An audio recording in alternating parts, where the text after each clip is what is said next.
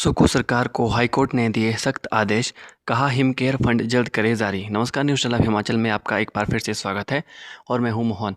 आप कहां से यह वीडियो देख रहे हैं कमेंट करके ज़रूर बताएं। हिमाचल प्रदेश की सुको सरकार की हिमकेयर योजना के तहत लंबित भुगतान को लेकर हाईकोर्ट से सख्त निर्देश मिले हैं। अदालत ने स्पष्ट कहा है कि फंड की कमी का हवाला देकर पात्र मरीजों के इलाज का पैसा नहीं रोका जा सकता। कोर्ट ने राज्य सरकार को हिमकेयर फंड जल्द जारी करने के लिए हर संभव कदम उठाने के आदेश दिए हैं।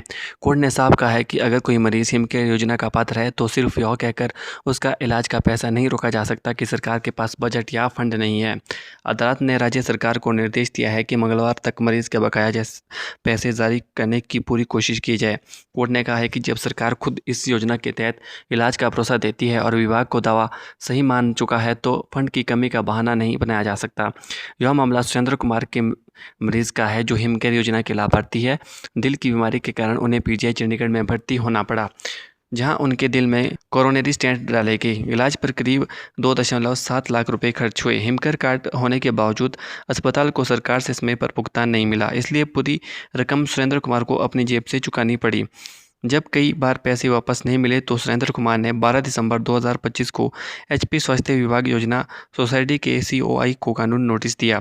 इसके जवाब में 2 फरवरी 2026 को विभाग ने माना कि 2.17 लाख रुपए का दावा पूरी तरह सही है, लेकिन विभाग ने यह भी कहा है कि हिमकेयर योजना में फिलहाल फंड उपलब्ध नहीं होने के कारण भुगतान नहीं किया जा सकता।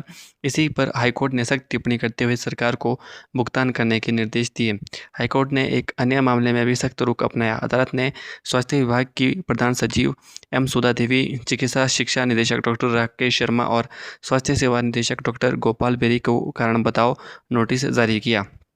कोर्ट ने पूछा है कि अदालत के आदेशों की अनदेखी करने पर उनके खिलाफ अवमानना की कार्रवाई क्यों ना की जाए। यह मामला शहीद दीवान चंद कटोच एजुकेशन सोसाइटी से जुड़ा है। संस्था ने नर्सिंग कॉलेज खोलने के लिए एनओसी मांगी थी। हाईकोर्ट ने 24 नवंबर 2025 को अधिकारियों को 3 सप्ताह के भीतर फैसला लेने का आदेश दिया था, लेकिन कई महीने बीत जाने के बाद भी कोई कार्रवाई नहीं हुई। इसी वजह से कोर्ट ने अधिकारियों से जवाब मांगा है। अब इस मामले की अगली सुनवाई 13 जुलाई को होगी। सेवानिवृत्त कर्मचारियों को दोबारा नौकरी देने के मामले में भी सरकार ने हाईकोर्ट में अनुपालन हलफनामा दाखिल कर दिया है। कोर्ट ने इसे रिकॉर्ड कर लेते हुए अगली सुनवाई 22 जुलाई तय की है। साथ ही पूर्व मुख्य सचिव प्रबोध सक्सेना की अगली सुनवाई में व्यक्तिगत रूप से पेश होने से फिलहाल छूट दे दी गई है। यह मामला 2017 में हाईकोर्ट द्वारा दिए गए उस फैसले से जुड़ा है जिसमें कहा गया था कि विशेष परिस्थितियों में छोड़कर किसी भी कर्मचारी को रिटायरमेंट के बाद सेवा विस्तार नहीं दिया जाएगा। आरोप है कि सरकार ने इन नियमों की अनदेखी करते हुए कई रिटायर्ड कर्मचारियों को दोबारा सेवा में रखा, जो कोर्ट के आदेशों का उल्लंघन है। हाईकोर्ट ने सरकार को निर्देश दिया है कि 19 दिसंबर 2017 से लेकर 2026 तक जिन रिटायर्ड कर्मचारियों का सेवा विस्तार या दोबारा नौकरी दी गई है, उनकी पूरी सूची और सभी जरूरी जानकारी अदालत के सामने पेश की जाए। कोर्ट ने साफ संकेत दिया है कि वह इस मामले को गंभीरता से देख रही है और नियमों के पालन में किसी तरह का लापरवाही बर्दाश्त नहीं की जाएगी।